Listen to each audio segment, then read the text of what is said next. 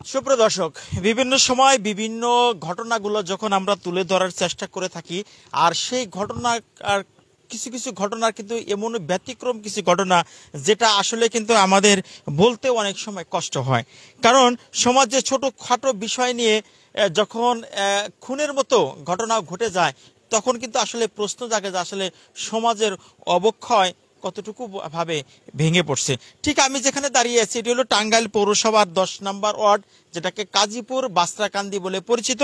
আর এই কাজীপুর বাসরাকান্দির যে জায়গায় আমি দাঁড়িয়ে আছি, ঠিক এখানেই আজ থেকে 20 থেকে 22 দিন পূর্বে হাসু নামের এক ব্যক্তিকে, যার বয়স 52 থেকে 53 বছর, তাকে মেরে ফেলে এই ঘরের যে ঘরটা দেখতে পাচ্ছেন, এই ঘরের যে রাজীব মিয়া নামের এক ব্যক্তি, তিনি।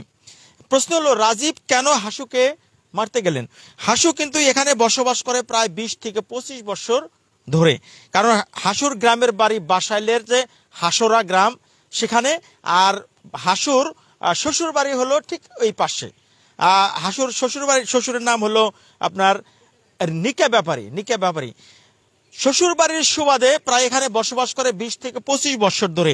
আর ঠিক যে জায়গাটা দেখতে পাচ্ছেন, এই জায়গাটাতে তিনি কিন্তু ক্রয় সূত্রে মালিক। কারণ হাসু 10 থেকে 15 বছর আগে এই জায়গাটা তিনি কিনেন। শুধু এই জায়গাটা, এখান থেকে যে পুরো জায়গাটা দেখতে পাচ্ছেন, দেখেন আমি আপনার দেখাই, এখানে 8 শতাংশ জায়গায় কিন্তু হাসু কিনে। হাসুর বাচ্চা কাচ্চা বড় হয়েছে, একটি ছেলে একটি মেয়ে, মেয়েটা বিয়ে দিয়েছে, ছেলেটা পড়াশোনা করতেছে। হাসু কিন্তু দিনাপিত চলে তার পাপড় বিক্রি করে। অনেক কষ্ট অর্জিত টাকা দিয়ে তখন তিনি ইট আনছেন, বালি আনছেন, আরো কিছু জিনিস আনছেন। তিনি ঠিক এখানে একটি ঘর তুলবেন। ঘর তোলার জন্য চমৎকারভাবে সুন্দর সব ডিজাইনও তিনি করে ফেলছেন। অর্থাৎ ঘরটি যখন শুরু করবেন, সেই মুহূর্তে কিন্তু রাজীব নামের যে ব্যক্তিটি আছে, সে রাজীবের বাধা সৃষ্টি করে। কেন বাধা সৃষ্টি করে?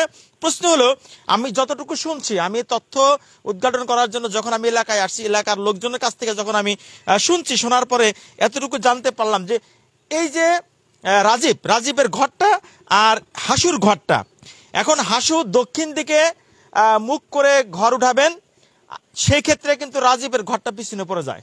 এখন রাজীবের ঘর পিছনে পড়ে যায় দেখে রাজীব বাধা সৃষ্টি করছে যে আমার ঘর পিছনে রেখে তুমি ঘর দিতে পারবা না। প্রশ্ন হলো, হাসুর ক্রয় সম্পত্তির ভিতরে হাসু কিভাবে ঘর দেবে, কিভাবে তিনি ডিজাইন করবেন, সেটা হাসুর সম্পূর্ণ ব্যক্তিগত ব্যাপার। কিন্তু রাজীব কিন্তু বাধা সৃষ্টি করছে, এবং শুধু বাধাই নয়, এক পর্যায়ে হাসুর সাথে তর্কাতর্কি শুরু হয়, মারধর। এমন একটি লাথি হাসুকে মারে, হাসু সেই 53 বছরের হাসু আর সেই লাথির সইতে না পেরে মাটিতে লুটে পড়ে। পরবর্তীতে এলাকার লোক ধরাধরি করে তাকে হাসপাতালে নিয়ে যাওয়ার চেষ্টা করে, এবং একটা পর্যায়ে হাসপাতালে নেওয়ার পথেই হাসু মারা যায়। হাসু মারা যাওয়ার পরে কিন্তু আমরা দেখছি রাজীব কিন্তু পলাতক। আপনারা দেখেন যে রাজীবের ঘরটা আমি একটু দেখাচ্ছি। রাজীবের ঘরে কিন্তু তালা মারা, রাজীব পলাতক, রাজীবের 2টি ঘর পলাতক। এই হলো রাজীবের ঘর। রাজীবের পুরো পরিবার কিন্তু এখন পলাতক। রাজীব যখন পলাতক হয়েছে, এখানে মামলা হয়েছে, পুলিশ ইনভেস্টিগেশন করছে, আরো তথ্য ঘাটাঘাটি করছে। আমরা সাংবাদিকরা যারা আছি, আমরাও কিছু তথ্য উদ্ঘাটন করার জন্য চেষ্টা করছি। আসলে সেদিনকের ঘটনাটা কি হয়েছিল, এবং যে পালিয়ে গেল, রাজীব পালিয়ে যাওয়ার পরে কি আসলে জিনিসটা ক্ষান্ত হলো? না। কারণ হাসুর যে নিরীহ ব্যক্তিটি, সেই ব্যক্তিটি মারা যাওয়ার পরে আসলে হাসুর পরিবার কোথায় থাকে, কিভাবে থাকে, কোথায় আছে, সেটা আমি একটু শুনবো। যে হাসুর যে সমন্দির স্ত্রী আছে, কারণ হাসু কিন্তু এখানে শুরুতে বলছিলাম শ্বশুরের এলাকায় প্রায় 15, 20, 25 বছর ধরে থাকেন। জায়গাটা কেনার পরে তার যে সম্বন্ধী আছে, হাসুর যে সম্বন্ধী আছে, তার স্ত্রীর সাথে আমরা কথা বলবো। ভাবি, আসলে সেদিন কি হয়েছিল, আপনি কতটুকু শুনছেন এবং কি হয়েছিল একটু বলেন তো। যতটুকু শুনছেন বলেন, মানে কি হয়েছিল সেদিন? সেদিন ঝগড়া হচ্ছিল, তা তো আমরা জানি না। মানে রাত 9টার সময় ঘটনা।